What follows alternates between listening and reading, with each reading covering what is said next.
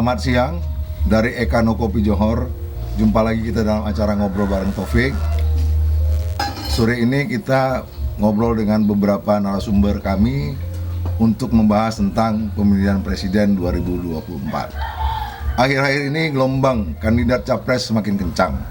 Pemilihan presiden 2024 ini sudah semakin bergaung di seantero bumi negara Republik Indonesia. Gerakan demi gerakan sudah dilakukan oleh sebagian para kandidat calon presiden 2024 yang akan datang. Dalam hal ini yang menarik adalah Golkar terdepan dalam mengambil satu momentum perpolitikan di Indonesia saat ini dan sudah bergerak serta sudah mendeklarasikan Ketua Umum Bapak Erlangga Hartarto yang juga dikenal sebagai Paman AHA menjadi calon presiden 2024 dengan tagline kerja untuk Indonesia. Untuk itu dideklarasikan pada saat Rapim Golkar tanggal 5 sampai 6 Maret 2021 yang lalu. Dan siang ini kami mengundang Bapak Dr. Iskandar Zulkarnain Siregar, dosen Fisipol. Assalamualaikum. Waalaikumsalam, Bang Taufik. Ya, dosen Fisipol USU dan juga mengajar di Winsu di prodi S2 dan S3. Beliau menyelesaikan program S2 dan S3 di Universitas Padjadjaran Bandung. Program doktornya sebagai ilmu komunikasi. Pernah juga menjadi KPU Provinsi Sumatera Utara tahun 2017 2018 dan sampai akhir April 2022 ini masih menjabat di DKPP. Ya Bang ya? Iya. Tamu kita yang tidak asing lagi adalah Babe Sulben Siagian. Assalamualaikum. Waalaikumsalam, Bang Da. Beliau ini wartawan senior yang sudah biasa menulis di belakang punggung orang. Jadi untuk hal itu kita coba nanti mengulas bagaimana kondisi dan situasi dalam rangka capresnya Bapak Erlangga Hartarto ini. Selanjutnya Bapak Irwansyah SH, alumni Jogja, mantan komisaris BUMN, mantan ketua Kosguru Sumatera Utara, dan juga mantan aktivis, aktif yang tipis-tipis ya Bang. Assalamualaikum Bang. Waalaikumsalam. Jadi beliau ini walaupun aktivis sekarang sudah menjadi aktebal. Aktif yang tebal-tebal. Aktebal. Ya kan Bang. Jadi sore ini kita melihat bagaimana pandangan ke depan dalam rangka Golkar menyongsong Bapak Erlangga Hartarto ini. Nah artinya sebagai calon presiden beliau sudah melakukan konsolidasi nih. Ya. Konsolidasi ke beberapa provinsi baik melalui citra melalui Golkar juga melalui citra beberapa relawan-relawan yang sudah mendukungnya. Nah bagaimana ini menurut pandangan Bang Iskandar? Baik, terima kasih Bang Taufik. Jadi kalau saya melihat situasi dari apa yang dilakukan oleh Golkar dengan mencalonkan ketua umumnya ya untuk jadi capres, calon presiden, ini hal yang lumrah, normal, biasa saja. Dan kalau ini tadi disebutkan pertama sekali ya, partai yang berani sudah mendeklarasikan, sementara partai yang lain kan kita sudah sama-sama tahu di masyarakat ini berkembangnya, misalnya di PDIP ada di sana Puan, ada di sana Ganjar ya kan. Iya. Mungkin masih belum selesai internalnya. Iya. Partai yang lain juga ada ya, misalnya seperti Ridwan Kamil dengan partai yang lainnya mungkin. Tapi kenapa Golkar ya yang berani duluan? Ini hitung-hitungannya secara politik. Iya. Jadi mungkin menurut Golkar dalam perhitungan mereka, sudah tentu kan diisi juga oleh para analis itu ya. Iya. Untuk mengambil kapan momen itu meluncurkan ini. Iya. Bagi mereka ini udah tepat. Tetapi mungkin bagi partai yang lain ini masih terlampau pagi ya, masih terlampau pagi. Karena memang hal yang wajar setiap sebuah keputusan diambil itu kan pasti ada untung rugi atau pro dan kontranya ya. Bagi Golkar mungkin melihat inilah momen yang tepat dengan para analisnya, tapi bagi partai lain mungkin terlampau cepat ya. Di masyarakat pun begitu yang menilai itu, yang mempersepsi, wah ini terlampau cepat kali gitu. Jadi ada pula prinsip ya, makin cepat makin baik kan, ikan cepat ikan bagus, lebih cepat lebih bagus katanya kan. Betul. Tapi ada juga yang lain ya. Nah ini terlampau pagi sempat nanti dia basi gitu ya. Orang biasanya ngambilnya akhir-akhirnya Kalau dikaitkan juga dengan apa yang sekarang kita perangi terus tapi tak berhasil-hasil juga, itu apa? Serangan Fajar itu kan di air-air itu baru baru mantap dia. Jadi ini beda-beda ini. Jadi persepsinya beda-beda ya. hal yang wajar ya. Jadi tinggal kita lihat aja nanti partai lain itu apa pertimbangannya, partai Golkar juga apa pula pertimbangannya. Saya pikir itu. Ya, kalau Bang Irwansyah ini sebagai mantan kos guru, ini macam mana nih pandangan ini, Bang? Begini, saya kebetulan kan mantan Golkar, Ya. bukan partai Golkar, jadi Iya. beda itu Golkar sama partai Oh, Golkar. beda. Masa belum jadi partai. Oh iya. Kalau Golkar ini terus terang aja, sebagai sebuah partai dia termasuk partai yang modern dan kemudian partai yang punya jaringan sampai ke tingkat bawah, dan itu harus diakui. Kalau untuk calon presiden, Golkar ini tidak usah terlalu heboh karena memang dia secara aturan juga sangat memungkinkan. Pertama, kalau belum terjadi ya putusan Mahkamah Konstitusi bahwa akan di 0% ya, Iya. itu 20%, dia tinggalnya cari satu partai kecil aja sudah cukup. Yang mandiri itu kan hanya PDIP, Iya. hanya sendiri PDIP. Betul. Kalau Golkar dan Gerindra itu hanya butuh satu partai kecil sudah cukup dia. Untuk koalisi ya. Dari aturan presiden Jadi, ya. untuk soal Masuk, mencalonkan itu Golkar sudah punya hitungan secara struktural itu benar. Cuma persoalannya ini bukan hanya sekedar untuk calon kan gitu. Iya, Dia iya. harus menang. Iya. Nah, kalau untuk calon, Golkar itu setelah reformasi selalu mencalonkan tapi kalah terus. Iya. Calon presiden ya. Iya. Kenapa? Satu, pertama saya semacam evaluasi juga bahwa tidak sebangun antara suara Golkar dengan suara calon presiden Golkar. Nggak sebangun. Kalau cerita soal suara Golkar itu minimal macam pemilu kemarin dia nomor 2 dan nomor 3 ya antara itu Iya. Iya. perolehan suaranya. Tapi suara calon presiden Golkarnya belum tentu sebesar persentase itu. Kenapa? Pertama, berbeda garapan. Iya. Kalau calon Golkar ini kan calon legislatif, Iya. itu kan yang kerja cukup banyak Banyak. Iya. dan kepentingannya berbeda. Iya. Betul. Kalau calon presiden mungkin mereka kerja juga, tapi kan berbeda. Itu kan untuk presiden bukan aku kan. Iya. Itu terkondisi di lapangan. Iya. Jadi saya kira itu yang pertama. Yang kedua, kalau kita boleh saran, yang paling tidak karena saya masih keluarga besar Golkar, bahwa calon presiden ini harus memperkuat personalnya, figurnya, Figur ya. bukan soal jaringan aja Iya, figur. Nah kebetulan kalau bicara teknokrat, Erlangga ini teknokrat, memang anak papi ini, anak papi. Dia memang anak Hartarto yang juga teknokrat, dan dia secara organisasi saya juga tahu persis bahwa dia mulai berorganisasi itu di Golkar itu diajak oleh masa-masanya Agung Laksono yang menjadi barisan muda Kosgoro. Nah, itu mulai dia masuk di apa. Tapi kalau cara teknokrat dia oke. Dan dia santun. Tapi sebagai tokoh politik dia harus greget. Nah, inilah punya kegeregetan ini, dan itu yang diperlukan oleh rakyat ini. Iya. Jadi itu satu, dari sisi partai mencalonkan untuk calon presiden Erlangga nih sip lah. Sip ya. Nah, cuma untuk menang, ini yang perlu Gerakan-gerakan selanjutnya ya. Apa Bang Topik, saya tanya Bang Irwan juga mungkin. Apa nggak mungkin dicek ombak istilahnya, Bang?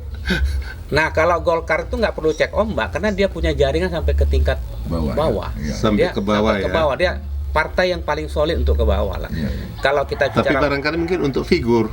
kalau untuk figur partainya mungkin, oke.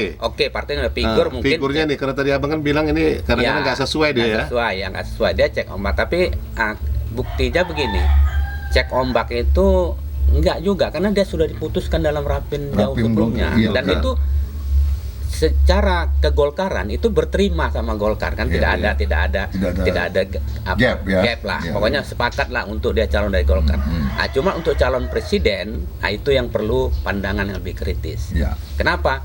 Paling tidak apakah dia calon presiden atau calon wakil presiden kan gitu. Iya. Karena selain tokoh-tokoh partai, banyak tokoh lain yang populernya sangat tinggi. Iya. Kita boleh bilang lah, misalnya Ganjar itu bukan eksekutif partai di PDI, tapi dia suaranya sangat melejit dengan survei-survei yang ada. Desainnya. Kemudian Anies Baswedan itu bukan orang partai, tapi suaranya di survei-survei tertentu sangat melejit. Iya. Nah, walaupun kita tidak perlu percaya betul survei ini kan tergantung membangun Citra. membangun konstruksi pertanyaannya. Kalau konstruksi pertanyaan mengarah misalnya siapa calon presidennya aristokrat, yang birokrat, ya pasti ke Erlangga. Tapi kalau yang misalnya pertanyaannya yang lain kan berbeda lagi. Jadi tergantung siapa surveinya. Nanti Tapi mungkin kita bahas itu lebih jadi dalam saya kira itu survei. saja pertama secara kritis bahwa Golkar punya calon itu kayaknya nggak ada problem lah. Nggak ada problem. Karena dia secara persyaratan juga sudah oke di internal ya. Nah, kemudian yang penting dia bukan hanya sekedar calon Golkar, tapi harus bisa menang. Nah, untuk bisa menang itulah yang perlu penajaman tertentu. Greget tentu. Kalau Mbak Be gimana Be? Ini Be, maksudnya untuk penajaman ini Be, dari segi mata jurnalis dalam rangka pemenangan ini bagaimana nih? Ya, ini Golkar strateginya tinggi. Ya. Jangan bilang ini terlalu pagi, terlalu subuh. Golkar itu seperti kata Bung Iwan Zah tadi. Ini kan banyak orang pintar di dalam. Ya. Kenapa dia melangkah duluan? Ya. Orang lain belum melangkah ya? Sudah. Artinya partainya. Ya. Kalau Baleho ada yang duluan, Arani. Itu. Tapi kemudian ini kan ada deklarasi langsung dari partai bersangkutan. Harus dilihat bahwa beberapa periode ini, apabila partai mencalonkan seorang presiden, ya kan, menang tak menang, apalagi kalau menang, itu otomatis suara partainya terangkat. Jadi ada dua sasaran yang ditembak oleh Golkar. Mencalonkan Pak Hartarto yang tadinya katanya sudah kredibel, berdasarkan disepakati oleh semua Rapim oleh internal Golkar. Kemudian ini kan nomor 2 Golkar ini kalau perolehan suara secara nasional sudah PDIP. Tapi masih tidak bisa mencalonkan, belum dapat dia presiden threshold. Itu belum dapatnya. PT yang 20% itu belum dapatnya.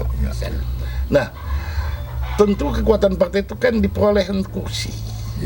Apapun ceritanya. Apapun ceritanya. Nah, Golkar ini saya bilang ke tadi strategi gitu.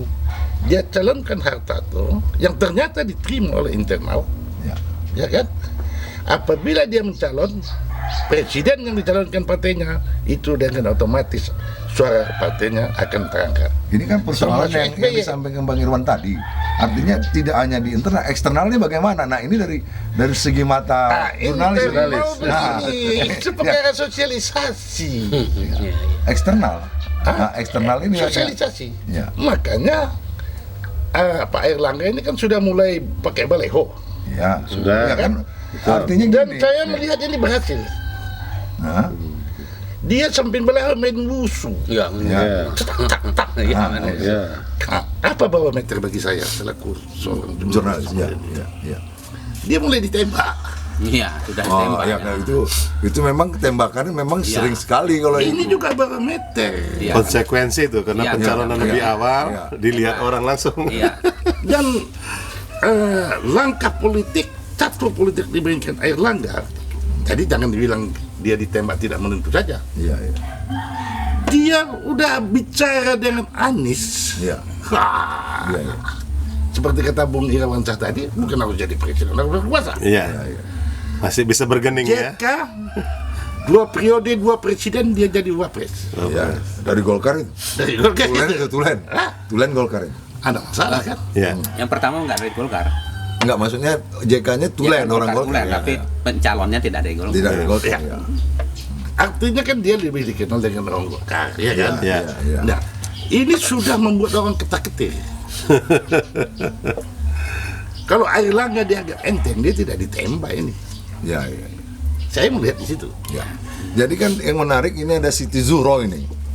Mengatakan bahwa Paman AH ini sukses menjabat sebagai Menteri Perekonomian karena minim kritik dari publik, lancar menyelesaikan pekerjaannya dengan baik tanpa polemik. Nah, ini kan salah satu juga artinya kredit poin bagi strukturnya Erlangga Hartarto.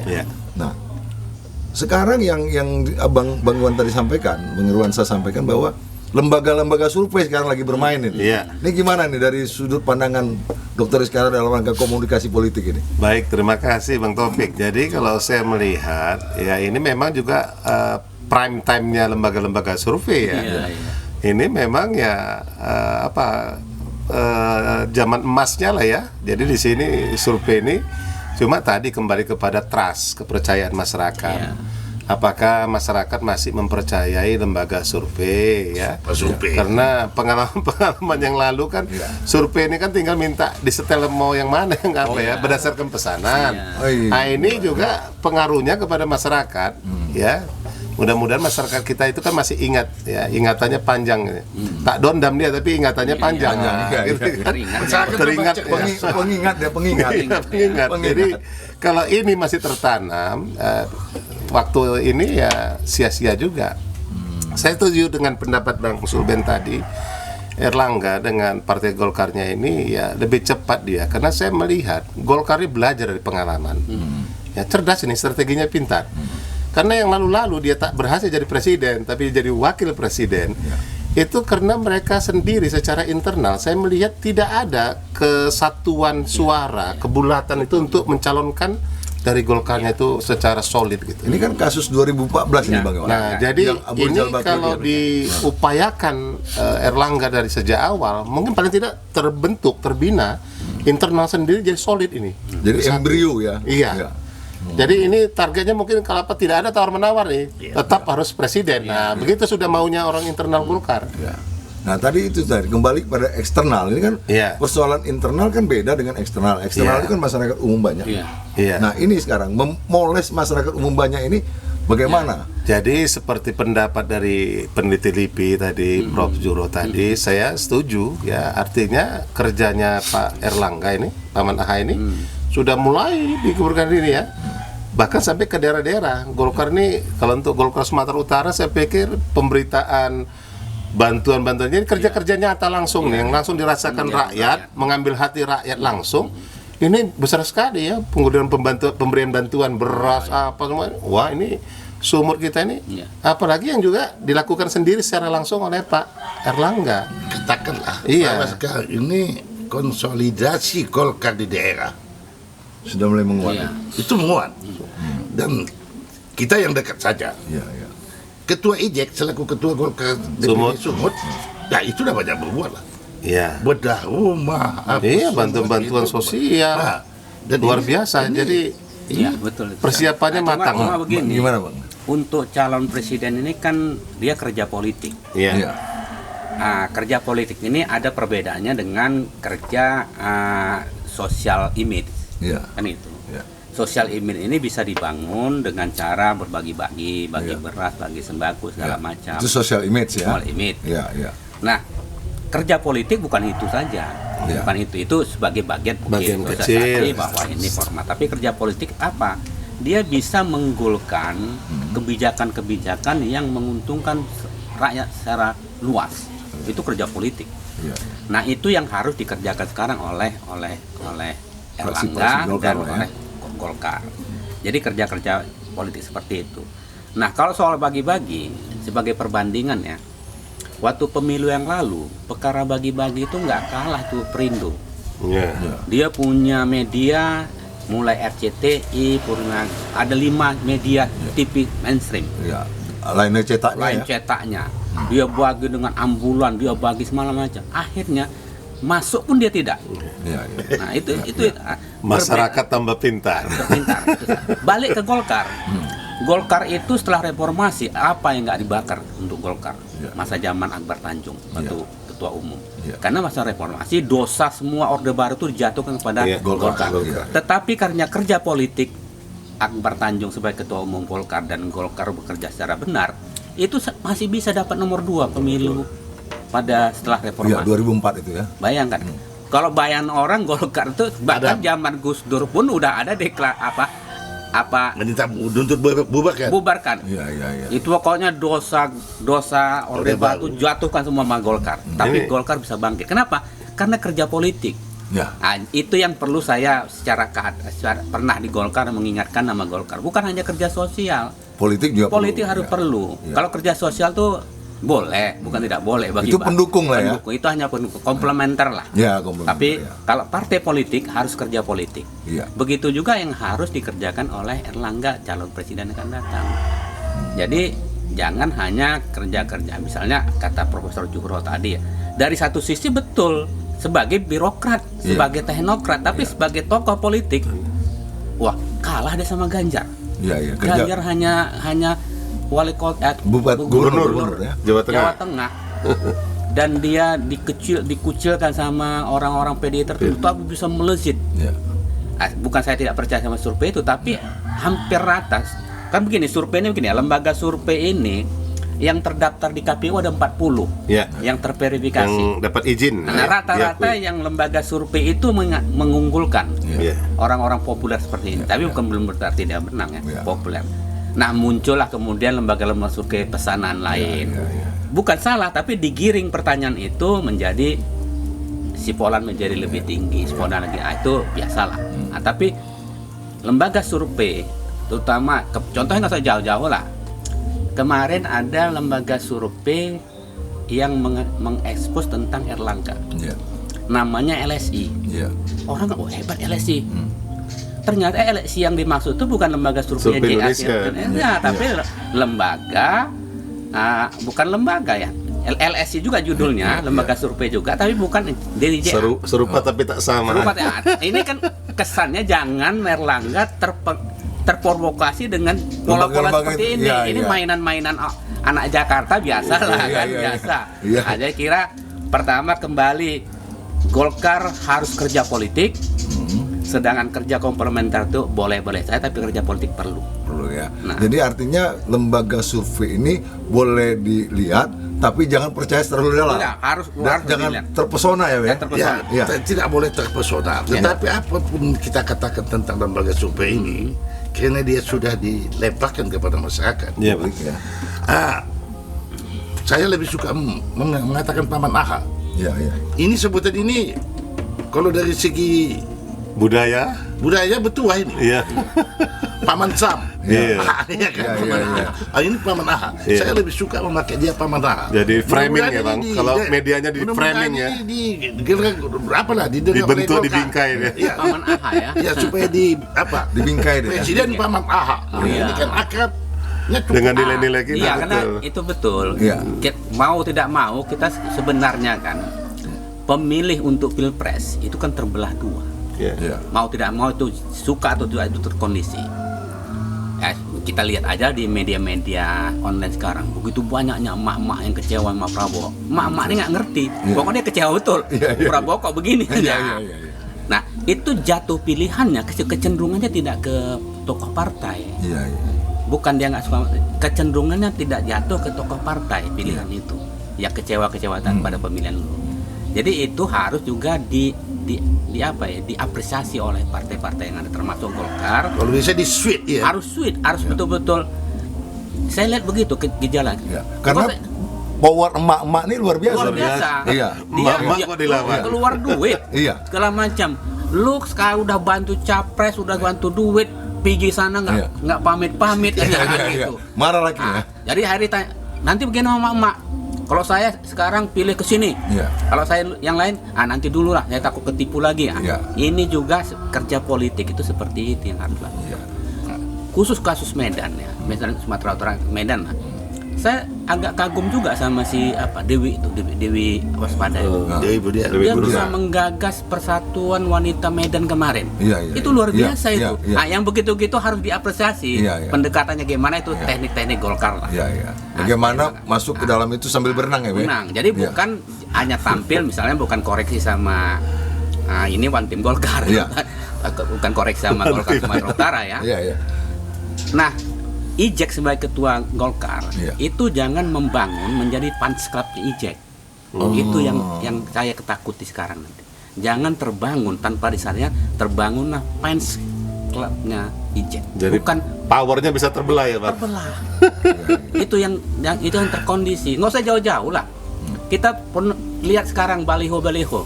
Yang muncul tuh Ijek aja, sekretaris Golkarnya nggak muncul. Iya. Padahal dalam konteks perspektif kepartaian dia harus muncul itu balihonya ketua dan sekretaris. Tapi lihat sekarang kecenderungan partai hanya ketua. Ini fans club. Macam memfokuskan lah ya. Memfokuskan. Jadi itu semacam koreksi internal lah. Ya. Ini dari komunikasi politik ini bagaimana nih sekarang? coba. Jadi kalau dari sisi komunikasi, apapun yang disampaikan itu kan pesan ya. Jadi pesan dalam komunikasi itu paling tidak terbagi dua ini. Ya. Ada pesan verbal, ada pesan non verbal. Nah, jadi kebanyakan kita proses komunikasi dilupakan orang, bahkan salah. Dianggap yang paling hebat itu pesan verbal. Padahal yang luar biasa itu adalah non verbal. Ini yang paling banyak, paling menentukan. Termasuk ini apprehension tampilan kita ini. Jadi oma-oma ini kalau bicara oma-oma tadi bilang itu kan, tengoknya ganteng, oh aku itu aja lah katanya. Itu betul. Itu udah luar biasa kali. Ini juga harus diperhatikan ya dalam pesan-pesan. Macam zaman SBY ya. SBY itu karena ganteng. Iya. Kenapa? Karena presiden sebelumnya jelek. Gitu, maka perlu. Nah, begitu orang ganteng kecewa, cari Jokowi. Kan itu verbal yang verbal. Jadi yang non verbal ya. Lalu yang kedua, kalau saya melihat apa yang dilakukan oleh Paman Aha tadi, wah main wusu kan, itu kan simbol itu non verbal itu. Wah jago, ini kan kuat, membangun lebih ini. Nah, ini energik simbol-simbol yang diapakan. Jadi semuanya ini framing ya. Nah, ini Bang Sulben nanti nih bagian media ini bagaimana pentingnya memframing sampai disebut sebagai the fourth estate. Ya, kekuatan keempat setelah Montesquieu, 3 legislatif, eksekutif, yudikatif itu ya pers. Pers media itu. Ini wah luar biasa kerjanya. Paman Ho itu juga termasuk salah satu framing. Dan ini hokinya lebih apa ya, lebih familiar. Jadi menggunakan bahasa juga yang memang kena dengan nilai-nilai dan gerak tubuh gerak tubuh juga. Kalau orang Golkar bisa meramu Paman Ho ini menjadi suatu sebutan yang familiar ke masyarakat. Iya, dekat dia ke hati. Oma paling suruh ini. Iya, betul. Nah, kita lihat tadi belum saya sampaikan bahwa secara nyata Airlangga pada mulanya itu popularitas maupun elektabilitasnya 0%. Iya, 0,0%. Melejitnya cepat. Ya. Tapi sekarang sudah 3% loh. Iya, naik. Dan mungkin sudah 3,5. Sampai pokoknya udah hampir 5 lah. 5, ya. Artinya begini, kerja politik yang disentuh oleh Paman H ini, ya kan? Itu mengena. Ya kan? Mengena. Itu tadi. Itu. Kemudian catur dia berjumpa dengan Anies. Anies ini kan lagi harum-harumnya sekarang. Iya kan? Iya. Anies ini DKI. Orang sekarang kita belum tahu apa cerita Anies sama Paman A ini. Iya. Ya kan? Tetapi yang jelas orang menganggap wah ini bagus. Jadi kalau dalam komunikasi Bang itu namanya persuasinya tekniknya association in building teknik. Mengasosiasikan dia dengan Anies yang lagi harum itu. Saya melihatnya teknik munculnya bagus. Bagus pas. Teknik munculnya itu pas susunya. Dikaitkannya ya. Entah siapa mengajari Pak Aman H ini, apakah ada tinteng? Ada. Pasti Bang, pasti ada tintengnya. Timnya. Karena kan itu pertemuan beliau itu kan dalam kejaran USU. Sebagai ketua USU Erlangga diselenggarakan di DKI. Pakaian Anies ini karena pakaian musuh kuning diasosiasikan itu pakaian Golkar karena itu sementara Makaha tadi warna biru non verbal lagi tadi ya. Itu saya bilang kode alam itu politik loh. Ya betul, itu betul macam-macam gitu kerja itu banyak nggak disadari padahal disengaja betul tuh Bang, dan itu yang tahu kerja politik anak-anak Medan ini. Dan itu satu pertama image yang terbangun sebelumnya bahwa Paman AH itu kan terkesan kurang jantan. Itu harus dikakui. Maka dengan wusu itu dia membangun image itu bagus. Kemudian, makanya saya penasaran kan ke beliau ini, Erlangga ini harus menggandeng sebagai ketua umum Golkar yang partainya punya suara yang signifikan untuk calon, itu memang harus menggandeng calon-calon yang populer. Nah, dengan ini lembaga survei dengan cerdasnya memainkan ini. Artinya dia sandingkan Erlangga dengan ini, disandingkannya Erlangga dengan ini, Ganjar dengan ini, Puan dengan ini. Bahkan kan Bang Topi, Bang Sulben. Ini baru sehari ini jalan masuk ke 2 hari selesai pemilihan NU. Disebut sekarang bahwa yang namanya Erlangga, Ertarto, Paman AH itu adalah satu alumni. ketua NU juga satu aktivis pada saat di UGM dulu. Iya. HMI Sama-sama UGM. Cuma dia Kami, nggak ya. sampai selesai. Dan Paman Ahy ini secara kebangsaan dia belum tahu, dia dianggap orang bersih ini. Ya. Iya. Terus saja tuh, Iya. terus saja. Dia anggap orang bersuci, orang bersih, artinya belum Terkontaminasi. Dan kontaminasi. Memang secara sependek yang kita ketahui dia termasuk yang bersih. Pertama dia memang anak orang kaya, Iya. Anak bekas anak menteri. pejabat, Iya, iya. dan kemudian dalam perjalanannya nggak neko-neko. Dan Iya. bapaknya juga bagus. Bagus aja pun menteri yang sangat bagus. Bagus, Waktu perindustrian zaman itu, Pak nggak Harto, salah. Pak Harto tuh Iya. menteri yang sangat berwibawa Iya. di zaman Pak Menteri Harto. Perindustrian. Nah, kemudian pengalaman dalam berorganisasi juga dia nggak pernah menimbulkan Konflik Itulah. lah. Gaduh-gaduh tadi. yang olah-olah nggak ada sama dia nih. Nggak ada, Nah, ya. dia harus keluar duit biasa sendiri. Iya, Nah, iya. nah, cuma tadi tinggal personifikasi dia dalam masyarakat ini Harus yang dibangun terus, ya. dibangun terus. Ya, tapi gini Bang, dari prediksi yang ada, ya Be, Pak Dokter, Iya. ada 3 poros nanti ini. Iya, bisa. Pertama poros Tengku Umar, Betul. poros Hambalang, Betul. sama poros Cikeas. Iya. Nah, ini 3 poros ini akan bermain ini. Iya. Apalagi sekarang kan sudah ini bagaimana nih Bang? Tentang poros-poros ini. Bukan hanya Tengku Umar, ada satu yang pernah yang udah topik sebut tadi. JK itu tokoh yang luar biasa. Nah, itu Iya. lintas. Dia tidak pegang ketua partai, Tapi tapi dia lintas. bisa membangun kekuatan. Tes case-nya lihat waktu calon gubernur DKI. Iya. Ya, Itu Anies bukan apa-apa. ya. Dia bukan orang partai. Betul. Kemudian Sukses dia baru gagal menjadi menteri diberhentikan, Iya, iya. dan dia bukan orang Jakarta. Iya, iya. Tapi karena kekuatan JK memainkan peran itu, bukannya ngomong bicara-bicara JK, duit pun kencang. Iya, iya, itu yang orang Jadi takut. di 3 poros ini nanti JK akan masuk salah satu mungkin ini. Bisa. Dan Ya, dia bisa masuk karena dia pernah terbangun baik dengan Tengku Umar. Cikeas, Iya. dengan Tengku Umar juga Umar, bagus. Iya. Nah, ini yang 2 ini ya. dihitung orang. Yang Hambalang mungkin belum. Kemudian lihat dia kemarin pembukaan Munas Nahdlatul Ulama. Nahdlatul JK hadir loh. Hadir. Betul. Hadir. Ya. Karena dia orang NU juga, mutasar NU juga. Jadi Ini sutradara juga ini. JK ini jangan dianggap tidak jadi poros lah. Iya. Nah, Ya, orang tahu Hmm. bahwa JK ini termasuk pintu besarnya Anies. Betul. Ya, iya. Ya, Nah, image. image-nya itu yang terbangun. Iya, iya. Nah, jadi sekarang yang harus diperhatikan Golkar, calon-calon di luar partai yang potensial untuk harus dibangun komunikasi. Berlanjut antara komunikasi yang ada tadi ini kan harus ditekankan lagi nih apa yang harus dari Anda dan apa dari saya, kan itu dia Iya, komunikasi. tinggal itu kan bargaining politik. Itu Ya, bergena. apa tuh? Momen terakhir itu nanti. Kalau kita kan katakanlah Anies elektabilitas dan popularitasnya tinggi, ya kan, tanpa partai itu Iya. hebat itu juga. Tanpa partai. Ya. Tanpa partai. Tetapi ada kelemahan Iya. kalau tidak ada partai. Iya. Ya. Ya Pak Jokowi juga nggak punya partai dulu kan. Nah, Pak Jokowi juga nggak punya partai. Rangkulan ini, apakah partai-partai ini bisa melenyapkan egonya untuk mencalonkan orang lain? Belum tentu. Nah ini tadi Ya, kan poros tadi kondisi itu. Golkar ini kan begini. Golkar ini kan kebetulan dia tidak bisa mandiri mencalonkan. Iya, Dia perlu Satu koalisi. partai. Satu Iya. partai kecil pun bisa. Betul. Nah, di sini bisa kepentingan itu masuk dari calon yang populer tadi. Iya, iya. Nah, itu satu.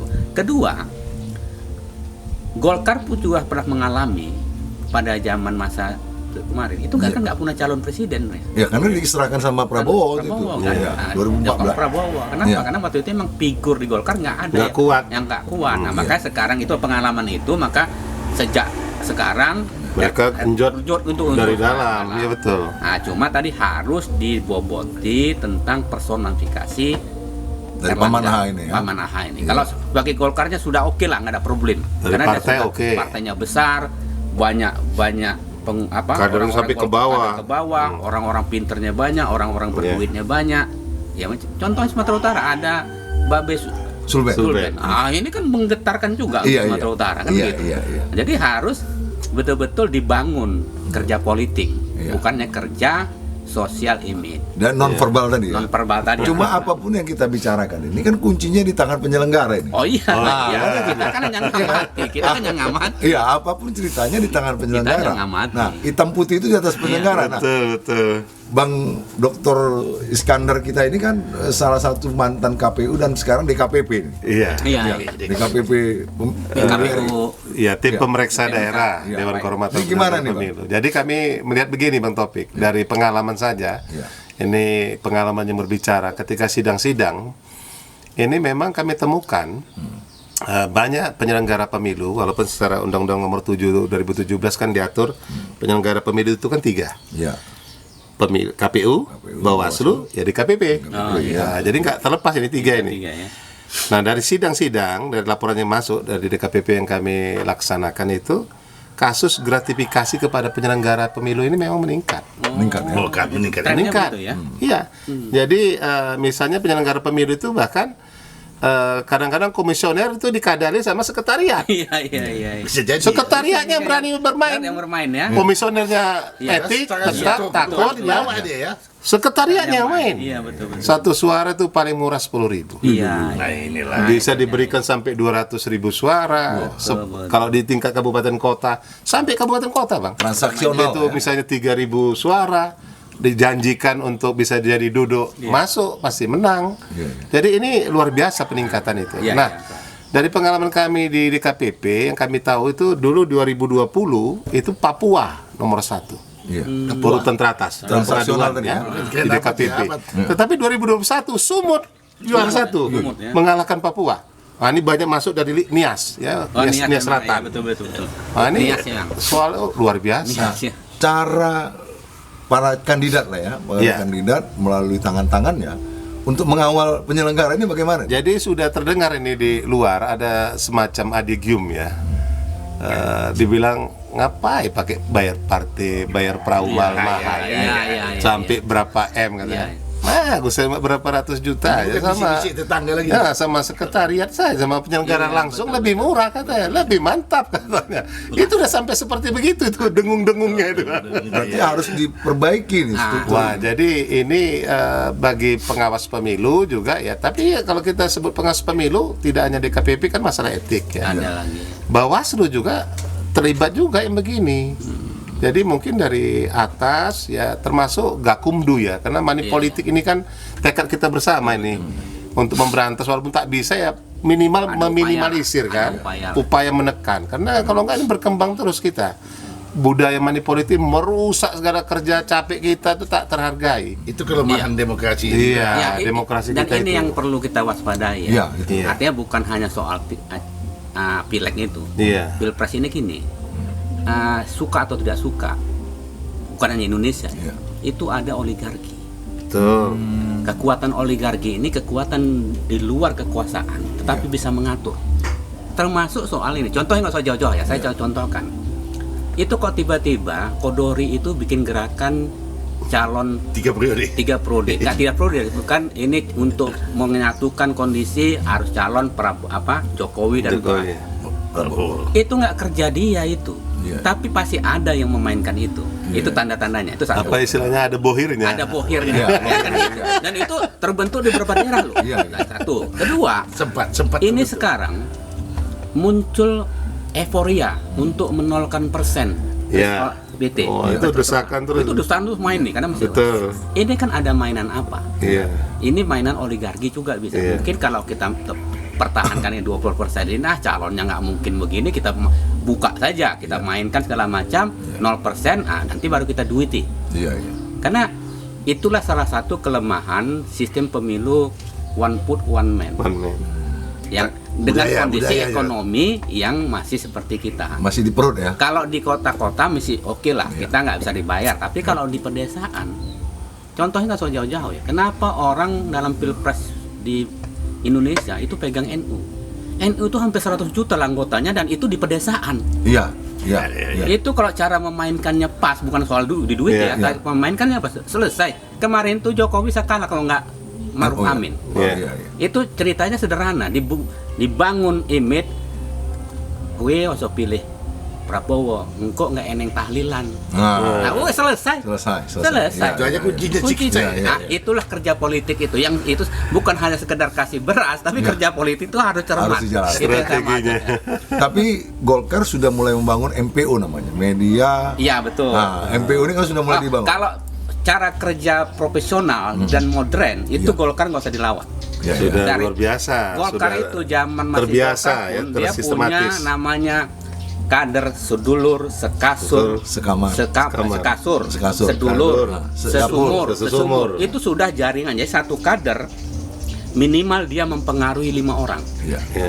Makanya saya salut juga kalau Sumur katanya mau cetak 2 juta kader. Iya, Berarti iya. 2 juta kader kali 5 sudah 10 juta. Iya, Kalau iya. 10 juta selesailah Sumatera Utara, di partai Iya. lain itu bubuk. Iya, Gitu. iya, iya, iya, Nah, iya. jadi saya kira Iya. itu perlu betul diperhatikan betul Iya. itu. Jadi kalau kerja itu Golkar oke. Dan Teruji memang- sudah, teruji Kenapa? waktu. Karena Golkar ini terbangun itu kita buka lah. Golkarnya dibangun sama tentara. Iya, seragam ya. Tentara ini Gerak secara pangkat. administratif nomor 1. Kan kekuatan politik di Indonesia ini kan 3. Iya. Tentara, Birokrasi. nasionalis dan birokrasi, nasional lah ya, partai Pak. Sama Islam. Iya. Ya. Ini aja. Jadi kalau kerja birokrasi segala macam, tentara ini administrasi paling oke. Iya. Dan Golkar ini mulai tertata baik ketika ketua umumnya Sudarmono, Iya. orang seknek. Iya. Makanya kantornya sekarang Nelly Anggrek itu karena Sudarmono Mensesnek bisa dapat itu. Sistemnya terbangun. Iya. Dan jago-jago semua kan. Memang dokter Kalau politik. bicara soal tentara, orang ini harus kita singgung teritorial. Iya. Iya betul. Ilmu teritorial itu bukan sekedar hanya batas, Betul. jangan salah. Strategi sana penuh ya, Bang. Ya, perbatasan ini paling rawan. Iya. Jadi pendekatan-pendekatan cara politik di situ bermain. Iya. Jadi jangan anggap enteng. Kita menganggap teritorial ini hanya sekedar menjaga perbatasan Iya, ternyata betul. tidak. Itu Tapi saya ada juga satu pemikiran ya, membalikkan paradigma di tadi ada 3 poros tambah 1 tadi Pak JK ya. Ini yang muda-muda ini juga yang mainnya ini mencari apa ya, belum duduk dia pada Iya, satu iya, tempat. Inilah juga sekarang yang orang-orang yang lagi menggebu-gebunya dari sisi usia, dari sisi semangatnya dan ilmunya tinggi. dan ilmunya tinggi-tinggi ini berupaya untuk PT 0 ini. Iya. Iya. Presiden threshold 0 ini. Iya. Euforianya ke situ Nah, kan. ini kan luar biasa. Jadi Termasuk mereka bilang ini kalau terjadi ini merupakan revolusi dalam demokrasi Indonesia. iya. Ini sudah didengungkan ini. Betul. Partai kecil pun bisa nyalonkan ya. Ya, kalau sudah 0 Wah, semua ini partai bisa senang jalan. kali partai kecil ini. Iya, iya, iya. Partai bukan partai kecil, partai baru. Iya, partai baru. Iya. Iya. Semua mendukung dia. Jadi ini mereka dapat apanya istilahnya Angin kayak segar. tadi bohirnya. Angin segar. Dapat ini. Angin segar nih. Angin segar nih, betul. Nah, di sini kan kita kan sekarang ini terus terang saja stigma oligarki itu kan sudah begitu melekat ya. Iya. Itu memang. Ya kan? Dan ini sudah merupakan memunculkan antisipasi. Jadi kalau Bung Iriwan tadi bilang bahwa apa ini merupakan kerja oligarki PT 0 ini, kita tidak bisa tuduh begitu juga. Boleh saja ini permainan baru untuk menggolkan calon yang ada, Ya. tapi Di 2 partai. Ya, itu bisa jadi, bisa. Ini kan mainan. Iya, Mainan. iya. Politik itu kan kepentingannya ketemu. Iya. Iya, iya, Yang iya. penting hari ini kok musuh tapi kepentingnya sama. Kawan jalan, balik dia. Go ahead. Go ahead. Nah, itulah. Tak ada apa? Tak ada musuh yang Tak ada abadi. abadi. Yang abadi hanya kepentingan. Nah, itu jadi. jadi paman Honi juga. Paman Honi. Cuma kalau dari segi kepartaian, Golkar itu termasuk siap lah untuk yang kerja-kerja itu. Iya. Oke. Terima kasih nih Bang Irwan. Ini mantapnya nih ngobrol kita Iya. sore ini Iya. abang-abang karena Ekano Kopi ini ya. Terima kasih Bang. Sangernya. Babe, makasih banyak ini. Sore ini kita sudah ngobrol bareng ini tentang bagaimana gerakan ke depan tentang Paman AHA ini untuk dalam rangka menjadi presiden ya. Iya. Menjadi presiden 2024. Bukannya calon. Bukan hanya calon karena Bang Irwan Shah ini mantan Golkar memang tidak rela dia calon saja. Ini karet Golkar. Iya. Iya. Artinya perlu dibangun komunikasi verbal, non verbal dan verbal. Iya, iya. Antara masyarakat dan pemakai, Pemilih. pemilik. Dan kedua, bagaimana pengaruh eksternal. Iya. Pengaruh eksternal ini harus banyak-banyak bisa dilakukan gerakan. Tapi kan ada strategi tadi Iya. apa? Jadi dengan pengaruh eksternal ini yang dipengaruhi dalam rangka untuk gerakan-gerakan ke depan. Selanjutnya bagaimana mengawal ini? Pengawalan penyelenggara. Iya. Pengawalan penyelenggara ini perlu sangat penting. Karena apa? Karena tadi disampaikan Dr. Iskandar, ini banyak penyelenggara-penyelenggara ini yang salto, yang lompat indah, ya kan? Betul. Salto, lompat indah dan melakukan berbagai intrik-intrik sehingga banyak orang terpengaruh terhadap Tak itu. baik saltonya terkilir. Nah, Kena pecat ini. Nah, yang terkilir ini langsung di KPP yang mengambil. Diberhentikan dengan tidak hormat. Diberhentikan, dijadikan tersangka dan lain-lain. Nah, Apa masuk daftar apa? Daftar hitam. Blacklist. Tak bisa lagi dia jadi penyelenggara pemilu. Nggak bisa Kalau sudah diberhentikan dengan tidak hormat oleh DKPP. artinya Iya. sudah terjadi blacklist lah terhadap manusia ini. Nah, ke depan kita harapkan pemilu kita ini bersih, berwibawa, tanpa Amin. oligarki. Amin. Kan amin, begitu ya. amin. Sehingga pemilu lancar dan rakyat menerima pemimpin yang terpilih. Amin. Indonesia bisa maju. Indonesia bisa maju dan kerja-kerja untuk Indonesia masih bisa dilakukan ke depan. Amin. Terima kasih. Selamat sore, sampai jumpa lagi di lain kesempatan. Assalamualaikum warahmatullahi wabarakatuh. Waalaikumsalam warahmatullahi wabarakatuh.